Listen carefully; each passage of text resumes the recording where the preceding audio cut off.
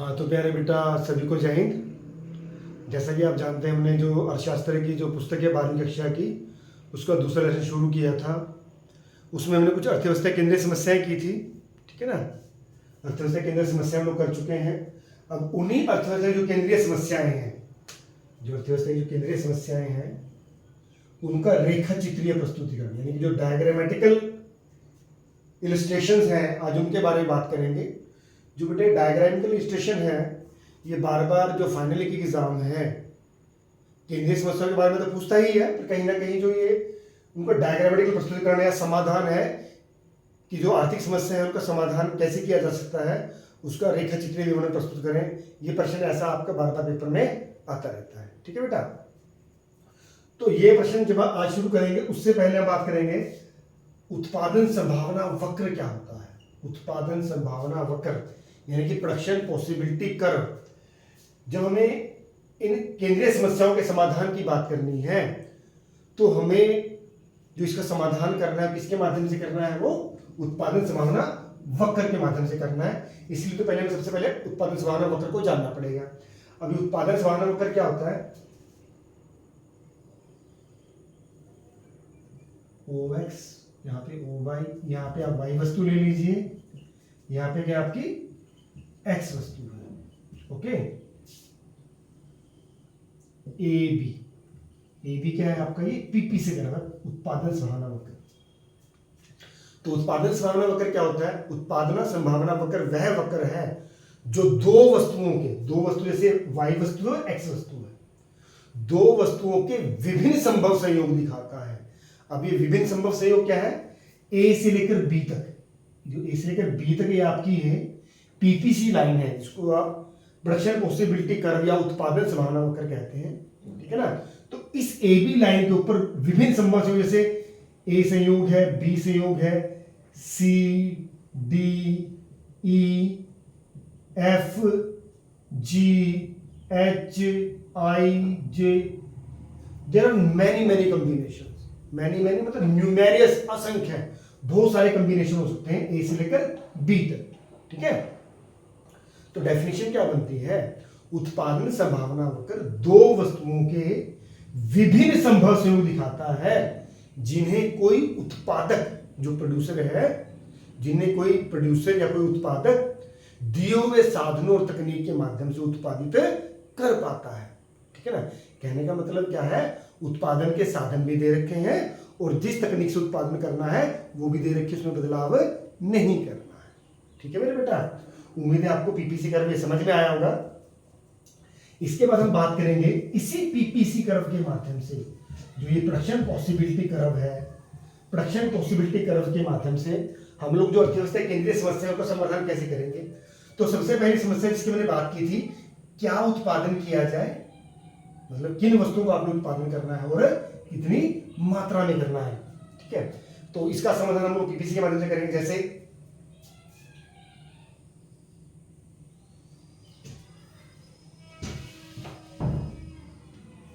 OX हो गया, ये OY, ठीक है। OY पर हमने Y वस्तु ले ली, X पर हमने यहाँ पे OX पर X वस्तु ले ली, ठीक है बेटा। यहाँ क्या हो गया? ये आपका AB आपकी ये PPC लाइन, ठीक है। प्रोडक्शन पॉसिबिलिटी कर्व है ये। हाँ बेटे, क्या उत्पादन किया जाए? अब हमने किसी को, कोई भी अर्थव्यवस्था ये निर्णय ले लेती है कि हमें Y वस्तु को उत्पादन करना है और X वस्तु को उत्पादन करना है। बात समझ में आ रही है? क्या उत्पादन किया जाए? क्या मतलब? Y वस्तु कुछ भी हो सकती है, जैसे गेहूं है, चावल है, कपड़ा है, कुछ भी हो सकता है। तो एक तो हमें X वस्तु को उत्पादन करना, एक तो हमें Y वस्तु को उत्पादन करना है और X वस्तु को उत्पादन करना है। अब जब ये निर्णय ले लिया जाता है कि क्या उत्पादन करना है, तो उसके बाद निर्णय लेना पड़ेगा कितनी मात्रा में करना है, ठीक है। अब किसी भी अर्थव्यवस्था को ये निर्णय लेना पड़ता है, जब वो ये निर्णय ले लेती है कि किन वस्तु को उत्पादन करना है, कि किस वस्तु को उत्पादन कितनी मात्रा में करना है, ओके। जैसे हम लोग बात करते हैं, अर्थव्यवस्था कहती है कि हमें तो सिर्फ OB के बराबर, O से लेकर B तक X वस्तु को उत्पादन करना है। अब इसका मतलब क्या है कि जो अर्थव्यवस्था है अपने जो सारे संसाधन है, जो भी तकनीक है, वो X वस्तु के उत्पादन में लगा देती है। तो OB के बराबर X वस्तु का उत्पादन होता है। ओके, ऐसी अवस्था में जो Y वस्तु का उत्पादन जो होगा वो शून्य होगा, क्योंकि हमने सारे साधनों को X वस्तु के उत्पादन में लगा दिया है। ठीक है ना। इसी प्रकार अगर एक कोणमी चाहती है कि उसे OA के बराबर Y वस्तु को उत्पादन करना है, तो यह इसका मतलब क्या है कि जितने भी साधन हैं उसने सभी साधनों को Y वस्तु के उत्पादन में लगा दिया है। ऐसी अवस्था में X वस्तु का उत्पादन क्या रहेगा, शून्य रहेगा, ये नहीं होगा, क्योंकि OA के बराबर क्या होगा, ये Y वस्तु का उत्पादन होगा।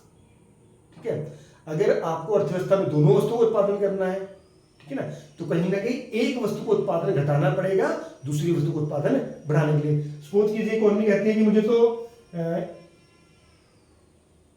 ओके के बराबर Y वस्तु को उत्पादन करना है, तो यहां से आप परपेंडिकुलर गिराएंगे, ये रहा, मान लीजिए H है। ओके, अब देखिए OH के बराबर आपने AH के बराबर आपने Y वस्तु का उत्पादन घटाया है, ठीक है ना, ये छोड़ा है, तभी आपको OK के बराबर X वस्तु मिली है। मतलब OK वस्तु का उत्पादन बढ़ाने के लिए आपको Y वस्तु की AH मात्रा का त्याग करना पड़ा है। क्यों? क्योंकि एक वस्तु को उत्पादन अगर आप बढ़ाएंगे दूसरे घटाना पड़ेगा। सपोज हम कहते हैं हमें तो X वस्तु को तो और ज्यादा चाहिए, मान लीजिए मैं कहता हूं कि OK में चाहिए, तो यहां से परपेंडिकुलर में आएगा, ये है आपका ये H1। अब देखिए, अब K1 X वस्तु की मात्रा का उत्पादन बढ़ाने के लिए कहीं ना कहीं आपको H1 के बराबर Y वस्तु की मात्रा का त्याग करना पड़ता है। ठीक है ना। तो कोई भी अर्थव्यवस्था आसानी से निर्णय ले सकती है कि उसे जिस साधारण तकनीक दे रखी है किस वस्तु का कितनी मात्रा में उत्पादन करेगी। ठीक है ना। मात्रा कैसे डिसाइड होगी, एक का अगर उत्पादन बढ़ाओगे, जैसे बढ़ाया है इसका, तो दूसरी का घटाना पड़ेगा। ठीक है मेरे बेटा, उम्मीद है तो बेटा आपको ये भी समझ में आ गया होगा। ये पहला पॉइंट क्या था, क्या उत्पादन किया जाए, कितनी मात्रा में किया जाए। अब हम लोग बात करेंगे जो सेकंड पॉइंट है केंद्रीय समस्याओं का, वो क्या है बेटे, वो है बेटे कैसे उत्पादन किया जाए, कैसे, हाउ टू प्रोड्यूस।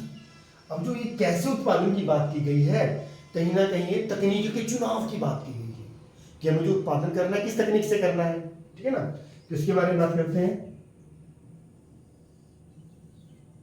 OX हो गया, ये यहाँ पे आपने क्या लिया, Y वस्तु ले लिया आपने, यहाँ पे क्या लिया आपने, X वस्तु ले लिया। ओके, अब देखिए ये क्या है आपका, ये प्रोडक्शन पॉसिबिलिटी कर रहा है ये भी। ओके, अब यहां पर क्या क्या चलता है, सपोज कीजिए जो प्रोड्यूसर है, जो उसके पास साधन दे रखे हैं, उन सभी साधनों का पूरा प्रयोग करता है, इष्टतम प्रयोग करता है, पर कहीं ना कहीं जिस तकनीक का वो चुनाव करता है, जिस तकनीक का चुनाव करता है वो इनएफिशिएंट है, अकुशल तकनीक है। जब वो अकुशल तकनीक से उत्पादन करेगा और साधन सभी यूज कर रहा है, तो कहीं ना कहीं वो के बिंदु पर रहता है। अभी के बिंदु क्या कहता है, के बिंदु कहता है कि जैसे ये यहां पर परपेंडिकुलर गिराया आपने, ये गिराया, ठीक है, इसको आप लिख लीजिए T, इसको लिख लीजिए H। ठीक है, यानी कि जब जो प्रोड्यूसर है, उत्पादक है, अपने साधनों का इष्टतम पूरा प्रयोग करता है, पर जो तकनीक जो यूज करता है वो अकुशल है, इनएफिशिएंट है, तो वो के बिंदु पर रहता है। जब के बिंदु पर है तो Y वस्तु का उत्पादन OH के बराबर है और X वस्तु का उत्पादन OT के बराबर है। ठीक है, अगर वो इस अकुशल तकनीक का प्रयोग न करके एक कुशल तकनीक, एक एफिशिएंट तकनीक का यूज करता, तो कहीं ना कहीं वो वस्तु का उत्पादन बढ़ा पाता है। कैसे, सपोज की वो कुशल तकनीक यूज करता, एफिशिएंट तकनीक यूज करता, तो अब यहां से इसको आगे बढ़ाएंगे, हाँ, तो H1, अब देखिए जैसे ही वो कुशल तकनीक का उत्पादन करता है, कुशल तकनीक से उत्पादन करता है, तो एक वस्तु का उत्पादन बढ़ पा रहा है, किसका, Y वस्तु का। देखिए X वस्तु का उत्पादन OT के बराबर है। X का उत्पादन जो पहले OH के बराबर था, अब बढ़कर कितना हो गया, OH1 हो गया है। इतना बड़ा है, क्यों बढ़ गया है ये, क्योंकि उसने कुशल तकनीक को यूज करना शुरू कर दिया है। पहले जब वो के पॉइंट पर था, यहां पर वो एक अकुशल तकनीक का प्रयोग करता था, अब वो के पॉइंट से कहां पर आ गया है, इसका नाम लीजिए P, लिख लीजिए P पॉइंट पर आ गया है। ठीक है ना। अब अगर हम बात करते हैं, हम कहते हैं कि हमें तो y का नहीं x का उत्पादन बढ़ाना था, ठीक है, तो कुशल तकनीक का यूज करता है। तो जैसे मान लीजिए अब P से किस पे, यहाँ पे कहाँ पर आ जाता है, K से Z पर लिख लीजिए, ठीक है ना। अगर वो K पर कब था, जब वो अकुशल तकनीक यूज करता है। अगर वो कुशल तकनीक यूज करता है, अगर y का ना बढ़ा के x वस्तु उत्पन्न बढ़ाता है, तो x वस्तु को उत्पन्न बढ़कर कितना हो जाता, OT1 हो जाता, ठीक है ना। अगर वो कुशल तकनीक यूज करता है, K से पहले P पर गया था तो y वस्तु को उत्पादन बढ़ा था, अब वो K से कहां जाता है, Z पर जाता है, तो x वस्तु को उत्पादन OT से बढ़कर OT1 हो जाता है, जबकि OY का उत्पादन कितना है, y वस्तु को उत्पादन कितना रहता है, OH के बराबर रहता है। अगर सपोज कीजिए वो कुशल तकनीक का यूज करके दोनों वस्तुओं का उत्पादन बढ़ाना चाहता, तो K से आप यहां पर भेज दीजिए, बीच वाले पॉइंट पर, बीच वाले पॉइंट कोई भी नाम दीजिए, मान लीजिए हमने R को लिख दिया। अगर वो K से R पर जाता है, ये R पे आ जाएगा, तो परपेंडिकुलर यहां गिरेगी और एक परपेंडिकुलर आपका ये हो जाएगा, ठीक है। मान लीजिए H2 हो गया और इसका क्या हो जाएगा, T2 हो जाएगा, ठीक है ना। मतलब K से R पर जाता है तो कुशल तकनीक है, मतलब यहां से K से जब भी P R या Z पर जाएगा तब किस पर जाएगा, वो कुशल तकनीक का यूज करता है, जिससे या तो एक का उत्पादन बढ़ा ले दूसरे का सेम रहेगा, या इसका बढ़ा ले जिसका सेम रहेगा, या दोनों को बढ़ाता है तो फिर R पर जाता है, जहां पर ये OT से बढ़कर OT2 और ये OH से बढ़कर OH2 हो जाता है, ठीक है। तो ये तकनीक का जो चुनाव है बेटे, ये भी आपको समझ में आ गया होगा कि उत्पादन कैसे किया जाए। इसके बाद जो नेक्स्ट पॉइंट है आपका डायग्राम की, इसमें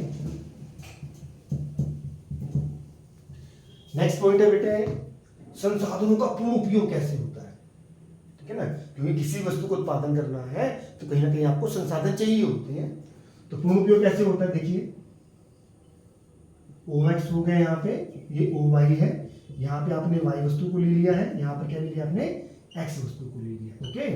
और ये AB क्या है आपका, ये उत्पादन संभावना वक्र है। अब संसाधनों का पूर्ण उपयोग कब होता है बेटे, जो प्रोड्यूसर है, जो वस्तुओं को उत्पादन करता है, अगर वो AB लाइन पर रहता है, AB लाइन का मतलब AB लाइन के किसी भी पॉइंट पर रहता है, जैसे A पर रहे, B पर रहे, C पर रहे, D पर रहे, E पर रहे, F पर रहे, समझ में आ रही है बात। अगर वो AB लाइन के किसी भी पॉइंट पर रहता है तो जो उसके पास गिवन साधन है, उन साधनों का पूरा प्रयोग होता है, ठीक है ना। सपोज कीजिए अगर कोई कॉम्बिनेशन यहाँ चूज कर लिया जाता है, मान लीजिए K है यहाँ पे, या कोई कॉम्बिनेशन यहाँ पे R है या Z है, ठीक है ना। मान लीजिए R को मैं करता हूँ कि ये इतनी X वस्तु इतनी Y वस्तु, अगर मैं Z पर रहता हूँ, देखिए Z पे क्या हो गया, इतनी X वस्तु इतनी Y वस्तु। तो जो भी ऐसे पॉइंट AB लाइन से नीचे, O से ऊपर है, AB लाइन से नीचे है, ये क्या शो करते हैं कि जो उत्पादक के पास गिवन संसाधन है, रिसोर्सेज है, उनका पूरा प्रयोग नहीं होता है, क्योंकि AB लाइन के नीचे कोई भी बिंदु संसाधनों के अंडर यूटिलाइजेशन को शो करता है, ओके। अंडर यूटिलाइजेशन मतलब अल्प प्रयोग, और कोई भी ऐसा पॉइंट जो AB लाइन के ऊपर है वो संसाधनों के पूर्ण प्रयोग को दर्शाता है, ठीक है बेटा। उम्मीद है बेटे आपको ये पॉइंट भी समझ में आया होगा।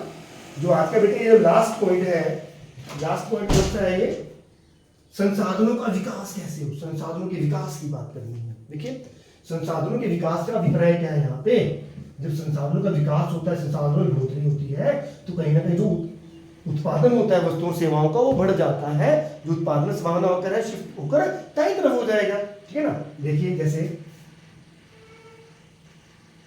OX है, OY है, यहाँ पे आपकी Y वस्तु हो गया, यहाँ पर क्या हो जाएगा आपका X वस्तु हो जाएगा, ओके। ये आपका क्या हो जाएगा, ये रिप्रोडक्शन पॉसिबिलिटी कह रहे हैं, ठीक है। उत्पादन में बढ़ोतरी कब होगी, या तो आपके पास एक बेहतर तकनीक आ जाती है, जब तकनीक बेहतर आ जाती है तो कहीं ना कहीं जो उत्पादन संभावना वक्र है, जो उत्पादन संभावना वक्र है वो दाईं तरफ शिफ्ट हो जाएगा, सीढ़ी बन जाएगा।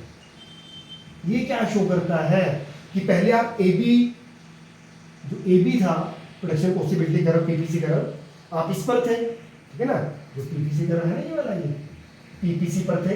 अब क्योंकि आपके पास एक कुशल तकनीक आ गई है X वस्तु की भी और Y वस्तु की भी, जिससे संसाधन उतने पर तकनीक आने से उत्पादन बढ़ के आप ये PPC2 पर हो गए, PPC2 इस पर शिफ्ट हो गए हैं। ये क्या शो करता है कि आपके पास उत्पादन करने की पहले के मुकाबले बढ़िया टेक्नोलॉजी आ चुकी है। इसी प्रकार अगर हम संसाधनों में बढ़ोतरी करते हैं, जैसे मान लीजिए आप 10 एकड़ में खेती करते हैं, अब 12 में करने लगे, 15 में करने लगे, तो कहीं ना कहीं उससे भी जो वस्तु उत्पादन बढ़ जाता है। जैसे देखिए, जैसे OX है, OY है, यहाँ पर आप Y वस्तु ले लेते हैं, ओके, यहाँ पर क्या ले लिया आपने, X वस्तु को ले लिया, ओके। सपोज कीजिए आप ये AB, पॉसिबिलिटी का AB पर है, ठीक है ना।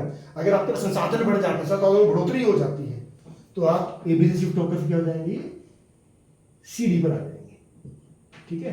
तो ये पॉइंट कब आता है बेटे आपका, ये जब आपके पास जो संसाधन है उनमें बढ़ोतरी हो गई है। संसाधन में बढ़ोतरी होने से जो आपका प्रोडक्शन पॉसिबिलिटी कर रहा है वो दाईं तरफ खिसक जाएगा। इसे बोलते हैं संसाधनों का विकास, ठीक है ना। संसाधनों का विकास का मतलब क्या है, जो आपकी प्रोडक्टिविटी है, उत्पादकता है, वो बढ़ गई है, उत्पादन पहले के मुकाबले ज्यादा होता है, जिससे प्रोडक्शन पॉसिबिलिटी तरफ दाईं तरफ शिफ्ट कर जाता है, ठीक है। इसको बोले ग्रोथ ऑफ रिसोर्सेज, ठीक है। उम्मीद है बेटे आपको समझ में आ गया होगा, नहीं आया होगा तो एक दो बार बेटे ध्यान से सुनेंगे, आसानी से आ जाएगा। बड़ा आसान सा प्रश्न है, एक दो बार अभ्यास करें, फिर ये आपसे आसानी से आप इसे कर पाएंगे। ओके, धन्यवाद।